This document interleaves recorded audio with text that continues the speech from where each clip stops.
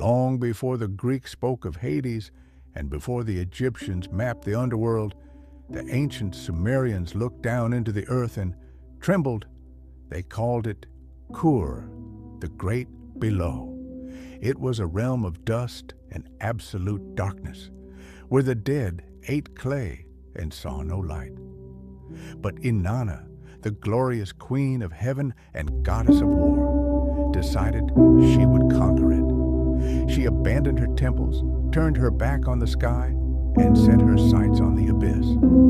The underworld was ruled by her older sister, Ereshkigal, a terrifying deity of death and mourning who held a bitter hatred for the Queen of Heaven. Inanna knew that entering the realm of the dead was a suicide mission. No one, not even a god, could return from Kur once they had entered.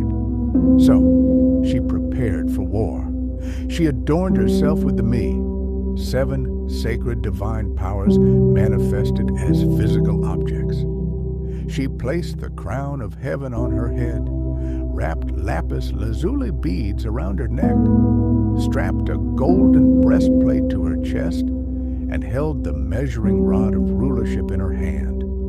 Glowing with divine authority and armed with the very laws of the universe, she began her descent into the suffocating dark.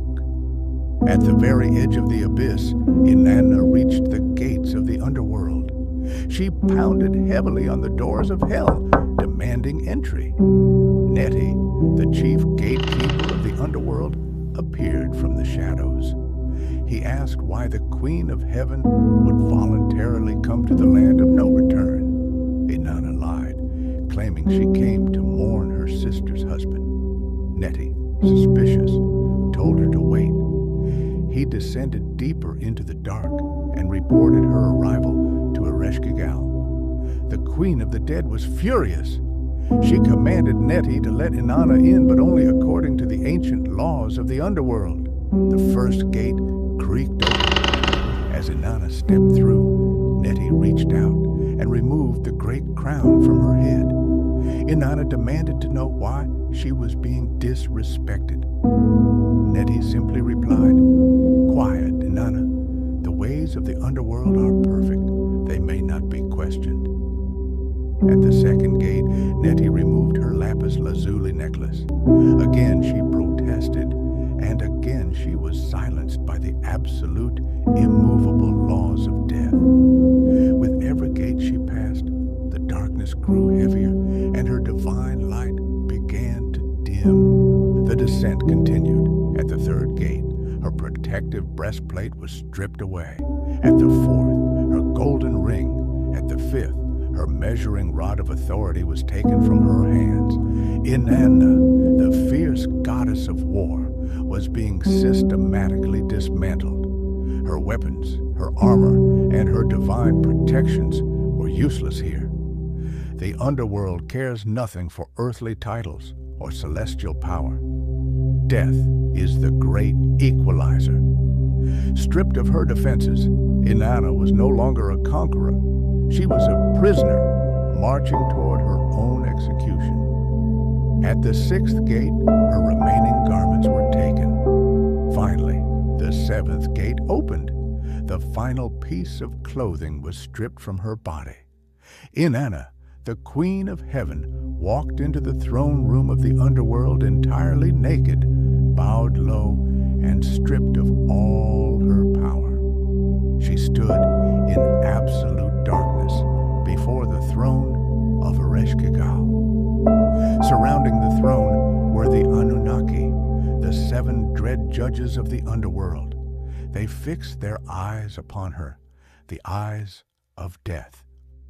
Long Ereshkigal did not hesitate. She looked at her sister with a gaze that literally struck her dead. The 7 judges pronounced her guilty of trespassing in the realm of the dead. With a single word, Inanna's divine spark was extinguished.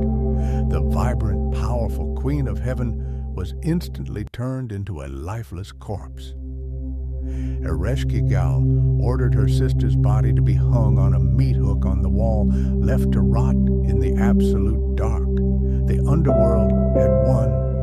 For 3 days and 3 nights, the universe lost its queen, and the heavens wept. But Inanna had a backup plan.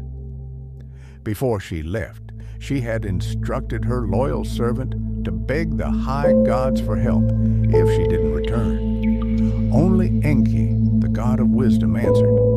He created 2 sexless beings from the dirt under his fingernails, beings invisible to the demons of the underworld. They slipped past the 7 gates, found Inanna's rotting corpse, and sprinkled it with the food and water of life. Inanna awoke in a flash of divine light. But the underworld demands balance. No one leaves without providing a substitute. As Inanna ascended back to the light, a horde of skeletal demons followed her, waiting to drag whoever she chose back down into the dark. The demons followed Inanna back to the surface, demanding their prize. But when she arrived at her kingdom, she found her husband, Dumuzi, sitting on her throne. He was not dressed in mourning clothes. He was not weeping for his dead wife. He was enjoying her power. Enraged by his betrayal, Inanna looked at him with the eye of death and spoke the final word.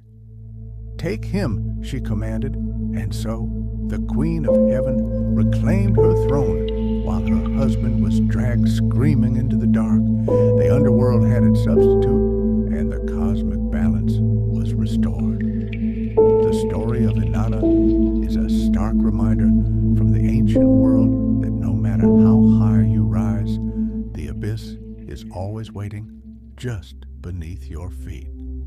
If you survive the descent into the underworld, make sure to like and subscribe for more deep dives into myth and history. See you in the next one.